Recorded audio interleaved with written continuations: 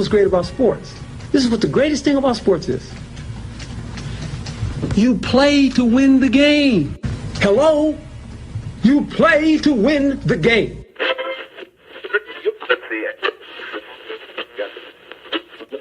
Winning isn't everything, but it's the only thing. In our business, there is no second place. Either you're first or you're last.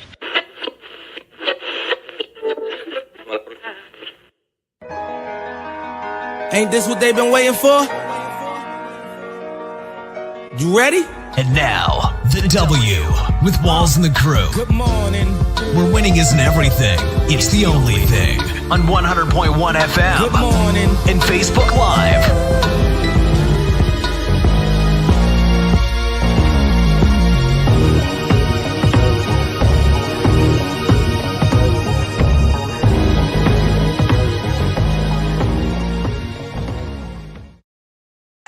Good morning. Good morning. Right back like we never left. Another Saturday morning with the W Show, Kansas City, talking sports and pop culture. If this is your first time checking us out, I don't know where you've been, C-Lens, but we here. Thank you for hanging out with us on this Saturday morning, man. It's a race day Saturday morning. I'm feeling great. We out here at the Nebraska Furniture Mart. We're on the patio, taking in some scenery. It's race weekend. Kansas Speedway is where it's happening. C-Lens, you ready for this weekend, man?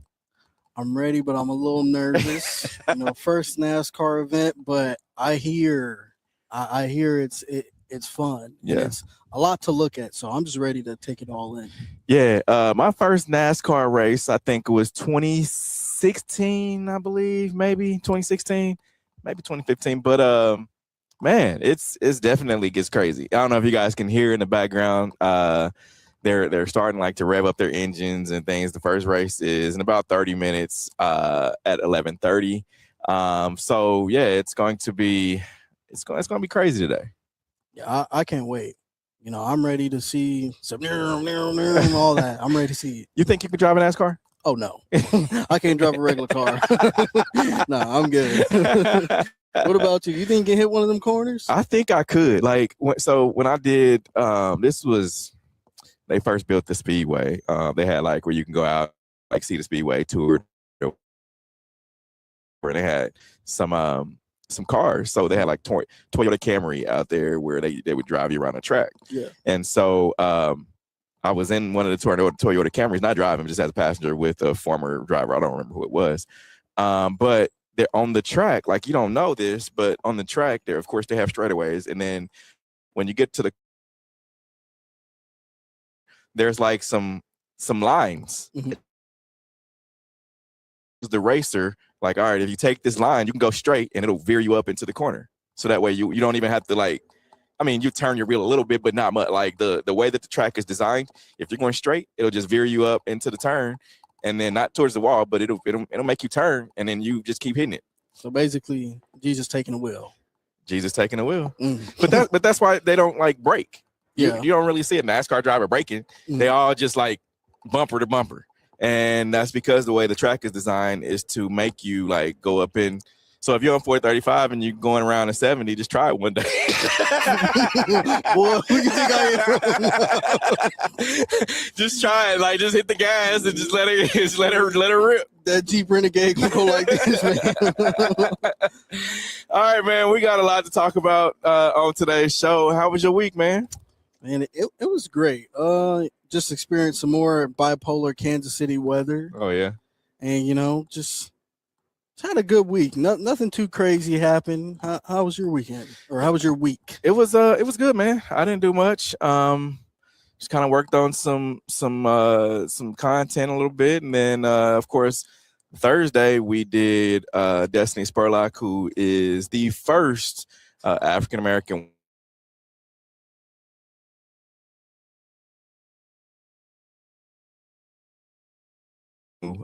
driving ARCA series with NASCAR. So we over at the Ford dealership, Ford, out by the Legends, and then she had a VIP like welcome party that she did Thursday evening it's called The Pitch, which is a coffee shop owned by the KC Curran girls. or ladies.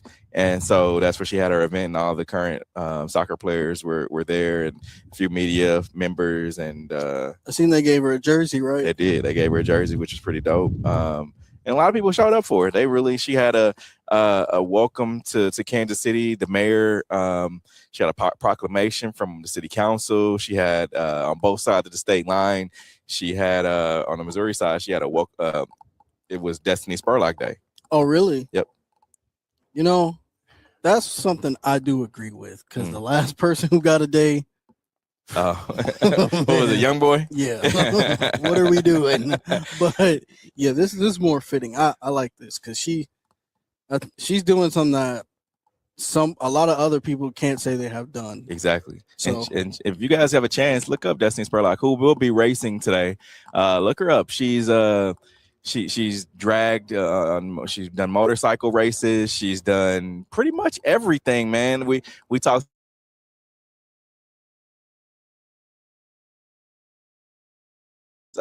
we're at the Super Bowl. Yeah. And she's real cool then. And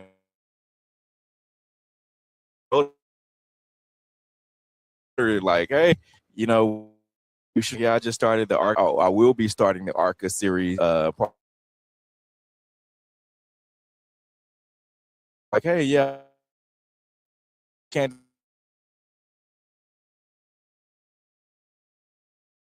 show me some love when I come. I'm like, yeah, we'll show you. So we definitely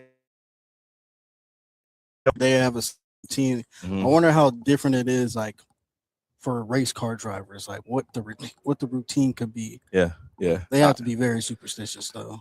Of course. I mean, I would imagine every athlete is superstitious. Yeah. Like some guys,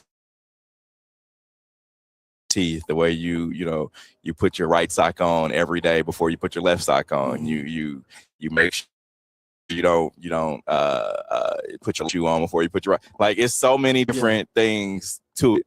I think Patrick Holmes that one time that didn't change his underwear. He wore the same underwear throughout the season until they lost. He put the same underwear. Now, I think he washed them. I did be washing them. I don't know if anybody asked. I believe he washed it. Like some people say they won't change. They'll wear the same socks over and over and over again until they lose. Pat, get a pass. That's my Pat. All right, coming up in about 25 minutes, we'll have the Vice President of Diversity and Inclusion for NASCAR, Brandon Thompson, will be joining us, talking about why he's here in Kansas City, and it's talking about the diversity and inclusion with NASCAR. So we'll have him coming up in about 25 minutes. Let's get to today's headlines. Now, here are the biggest sports headlines from this week. Every Saturday morning on the W with Walls and the Crew on 100.1 FM and Facebook Live. All right, Kansas City Chiefs GM Brett Veach spoke on Thursday morning, and he said that they are anticipating an entertaining first round of the 2026 NFL Draft with a lot.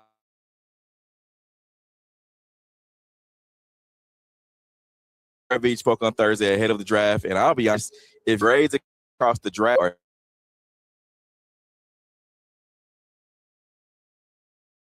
are all of them, there's like a minimal separation between all the guys.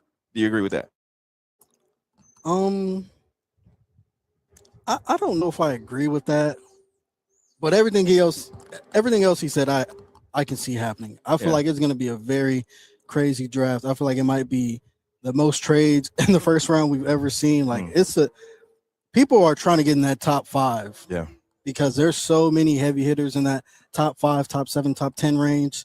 But I've been hearing a lot about, I think, that tackle from Utah, Spencer Fennell, yeah.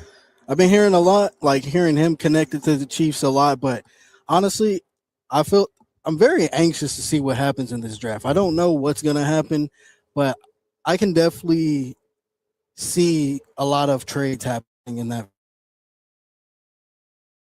first round. Yeah. I can agree. I think I saw on some news releases this early this week that talked about how Dallas has 2 first rounds and they're part ways with those to move up. Mm-hmm. I would say, hey, we'll give you our 2 first rounders for your number 9. Would you give that up? So then that means you would have 3 first rounders. 3. Okay, because would that be crazy? Where are there 2 first? I think they're at 14, if I'm not mistaken. I think they're at 14 and they're like 21 or something. 14 and 20. That's honestly bad. And they're in the NFC, so it's not like you're really helping. Yeah, I mean, I definitely would. They're at number 12. The Dallas has the number 2 pick, and they have the 20th. Oh yeah, I'm saying that yesterday. What? So I mean, it's just if the draft and I listened to Brett Veach talk on Thursday, and he just kind of talked about what he's learned from the past drafts, and the question was asked about the protection of Patrick Mahomes. And he kind of brought that up when they talked about drafting Kenneth Walker. Yeah. And that's one of the reasons, like he mentioned EB coming back and how much they'll have to run the ball now. And I feel like they understand that they're going to have to run the ball just because, the first quarter of the season, Mahomes, getting back into the he'll groove. be getting back into the groove of it. Yeah. I also seen, obviously, when it's off season, there's a lot of rumors and insider air quotations, but I seen if Jeremiah Love is still not picked by 9, that the Chiefs could still snag him. Honestly, I love, like, a lot of people already have Jeremiah Love ranked as like a top running back, and he's not even in the league yet. Yeah. I feel like that was a crazy backfield, but at the same time, like, I think just prioritizing protecting Pat is like the main thing, but also getting him another weapon. It's like they have a lot they can do. So that Dallas trade not be that bad because you can kill birds with 3 stones in the first round. Yeah. And Brett Veach also said this isn't one of those types of drafts where you got 2 or 3 franchise quarterbacks at the top. He said no Myles Garrett, no Will Anderson type. There's no clear separation. Let me ask you this: at number 9, are you protecting Patrick Mahomes, or are you going for defense? Are you going to get like an offensive lineman type, or are you going to get someone on a defensive line or linebacker? I think defensively, the number 1 guy on their draft board has to be Ruben Bain. I feel like if he's there at 9, they have to take him. But if he's not there, I think the next best thing would be to protect or get protection for Pat.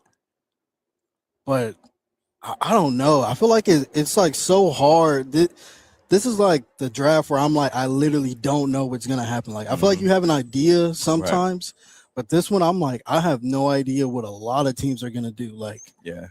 And as a Raiders, and I think I would say this. Brett Veach was asked about Ruben Bain and asked about, his the incident that happened a couple years back. He was in college, the car accident, and he said they often look into, how he was asked when did they find out about it? Well, they started looking into Ruben Bain, early on last season, beginning of last season, because of course he said he talks to a lot of his scouts during training camp in St. Joe. He said before training camp gets over with, before the college season starts, we always talk about like who are the guys to look to in the upcoming draft or in college, and that's who we're going to scout, throughout the season. So he said once they did that, they always look at the character issues of guys, and they looked into it. So he didn't really go into detail on what they found or anything like that, but he did say, we want to bring guys here that makes sense and that can fit in. And you got to look at Andy Reid, his guys that he's drafted, and guys that he's brought into his system. And he's brought in some character guys. He really has. And I mean, you think about guys like Michael Vick. Let's start there. He brought in Michael Vick after he was released from jail for dogfighting. He brought in Tyreek Hill after he had some character things at Oklahoma. Even Kelsey, for real. I mean, he had to call his brother to Yep. Is he gonna come here and work? Is he gonna be dialed in? And I just think that Andy Reid, like he has a good eye for talent, but he also, I think he's more. Is it crazy to say, like, I feel like he's trying to make some of these guys better men first before a better football player? He always says that too. Because, like, there's like a list of guys that have had character issues, but once they come and they play under him, like, a lot of that, those character issues are out the window. They start to, carry themselves as grown men, as they should. So I think Andy Reid, I think he's just a great guy. He's a great coach to have. I think we have good problems with this draft. And honestly, even on the defensive side as well, like I feel like whichever guy they end up with, I feel like they're going to be in the perfect situation for them coming to this team, because on both sides of the ball, it's great leadership. Yeah, so, I mean, Thursday is the day. And he said one of the things that Brett Veach also said was that Chiefs fans will be very surprised about this, very surprised or excited about this draft. And that means we got all 10 first, all 10 picks, man. And the other thing that I noticed that he was talking about was that, there's 250 guys, or he said that there's 125 guys that they have on their draft board. And then they line them up, and 1 through 15 are the guys that they really, really, really, really want. My question to Brett Veach is going to be, after the draft, I'm like, how many of those 15 guys did you get that were on your board? Did you get? Because if they strike gold and be able to get, let's say they get 9 out of 15, I think they've done. Or you only got 9 picks, but if they just get out of those 9 picks, let's say they get 7 of those that they really want. Out of the 15? Out of the 9, because they only have 9, but they have 15 guys on their board that they really want. So that way, if you can't get 1 through 9, then you're going to look at 10 through 15. And so I would say if you can get 7 of those guys, even 7 out of 9 picks, if they hit, I think Chiefs are in good position. Oh yeah, I agree. And I also wonder if they keep like a percentage of that, like the 15 guys that they want. I wonder if they've been successful at getting all the guys that they want. That's a good question. Last year. Yeah. But that's a great question. Just the percentage of out of on your board, your top 10 guys. Yeah. What percentage of those? What's your success rate? Yeah. I feel like that'd be a cool stat to track, because they track everything nowadays. So. Yeah. All right. Diana Rossini.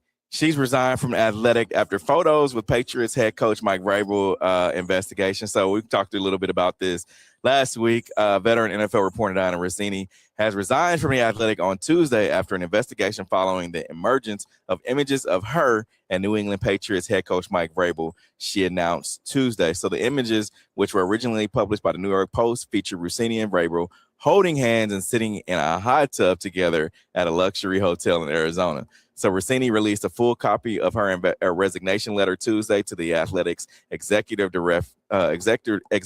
editor, Stephen Ginsburg, on X. So a few days after the statement, however, the New York Times, which owns the Athletic, confirmed Rossini's conduct was being investigated by the Athletic. Rossini was reportedly taken off reporting duty during the investigation, per the New York Times. So both the Athletic and New York Times require journalists to avoid activities that could pose as a conflict of interest or appearance of a conflict, per their own editorial guidelines. I think she was just getting ahead of being fired. Yeah. But also, I feel like with Vrabel, you just had a great season, just came off a Super Bowl loss, but you by no means had a bad season this year. You ended off on a sour note, but it was still a good note at the same time, because you turned them from, 4 wins to Super Bowl runner-ups. I don't know if you needed this. This is off-season drama. I mean, I don't think he's gonna get fired, but it's just unnecessary drama. But as far as her, uh, it's probably a lot of this going on behind the scenes. It's just you chose Arizona of all places. I mean, you should have went out the country at that point. Yeah, she saved face basically by what she did. I think when you really look at it and you look at, what happened and what's out there in the media. Somebody took a picture of them in a hot tub. Like, they took a picture of y'all holding hands. Like, and what they said was, or what she said was, there were more people that were there, and it was kind of like a girls' trip sort of thing, and girls hanging out, and they just happened. Of course, that was the coaches. Every year, the coaches have this kind of they have coaches meetings. Yeah. Where all the coaches get together and in a different city, and they just go over things, and they have owners meetings as well. And so when you look at that, you look at just I look at the total of the whole thing, and I'm like, all right, this really is talking about your credibility here. Like, maybe some of the stories that you talked about, where did you get that information from? Because if when there's smoke, there's fire, and I definitely feel like there was some type of fire. And she was just they allow her because of how long she's been in the business. Sometimes when you've been in a certain business for so long, and you do have some type of respect, as especially in journalism, they're gonna look out for you a little bit. Hey, we're firing you, but we're going to allow you to save face and give your resignation. And I feel like that's what they allowed her to do. Yeah. I really wonder who the person is that took the photos. I wonder if it was like they had ran into like a fan or someone in the media. If at that point, if you ran into someone who knows who you are, leave.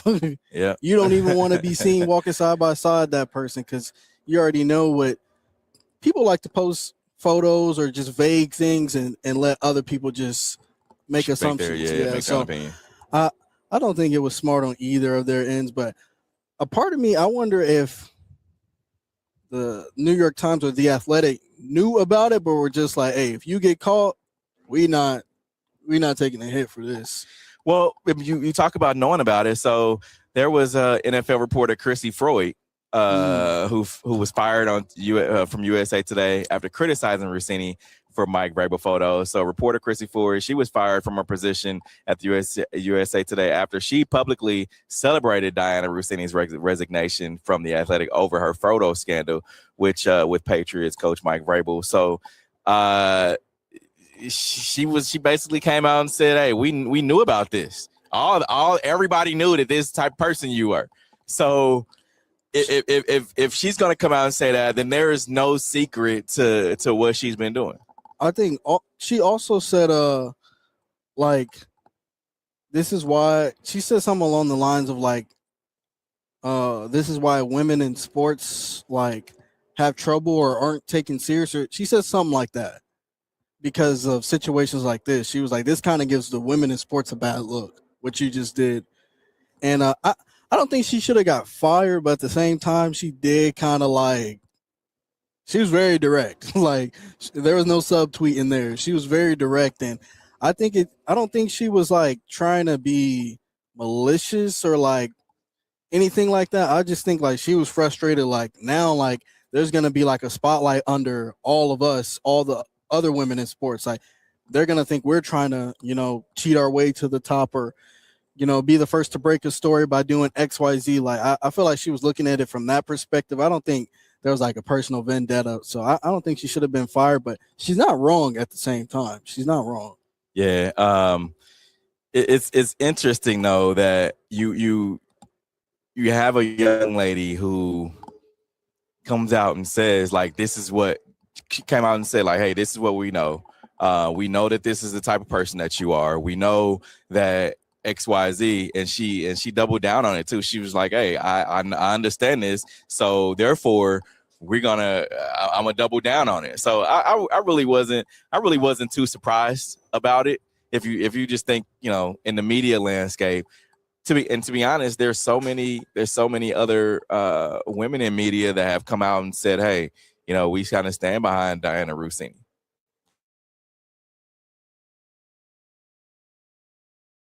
Yeah, I mean, there was some other women that came out and said, you know, they're using that. She shouldn't have put herself in that kind of situation.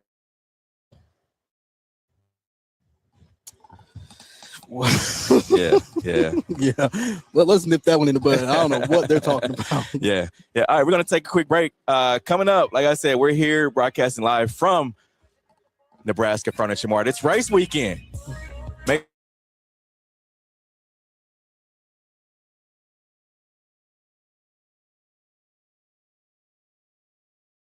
With the crew, where wing isn't everything. It's the only thing. On 100.1 FM and Facebook Live.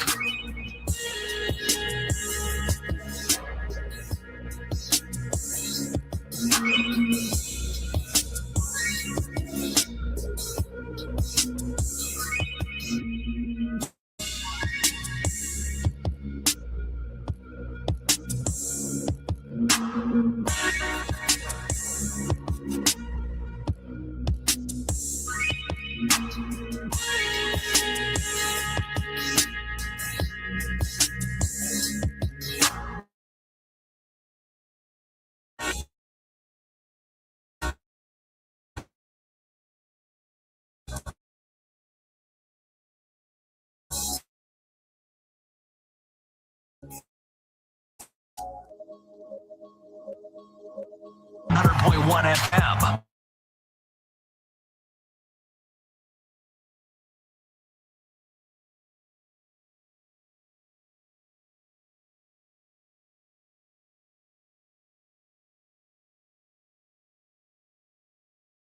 Hang out at the race. There's going to be a lot going on. There's some vendors that you can stop by and see at the race. Also, make sure you stop by Nebraska Furniture Mart, which is where we are right here inside of Tanger at the Legend.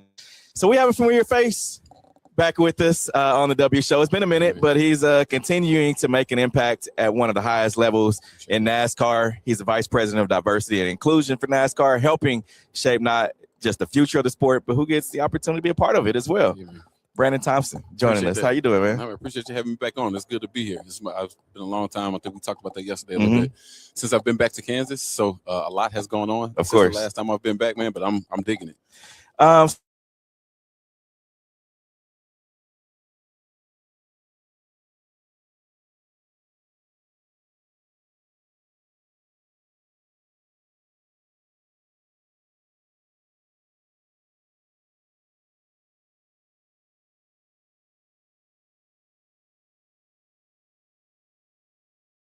But I would say on a day-to-day basis is really about breaking down some of the walls and barriers to entry. Fan standpoint, whether it means someone enter through a career opportunity or in